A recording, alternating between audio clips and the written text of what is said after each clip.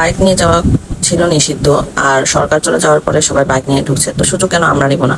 তো আমরা বাইক নিয়ে ফার্স্টে ঢুকতে চেয়েছিলাম 4:30টার দিকে, আমাদেরকে ঢুকতে দেয় নাই। পরবর্তীতে আসার পথে দেখি যে অনেক বাইক ঢুকতেছে।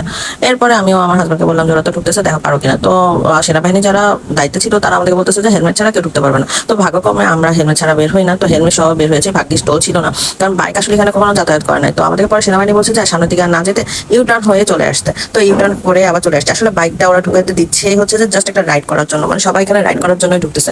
মানে জিনিসটা এত ভালো লাগতেছিল বাইকে করে এই জায়গায় ঢুকে গাড়ি চালানোতে, মানে মনে হচ্ছে যে কি না কি আসলে দেশটা যে এত উন্নত বা এত সুন্দর হয়েছে। মানে মাঝে মাঝে নিজেরা যখন বাইক চালায় বা বাইক রাইডে যায় খুবই ভালো লাগে।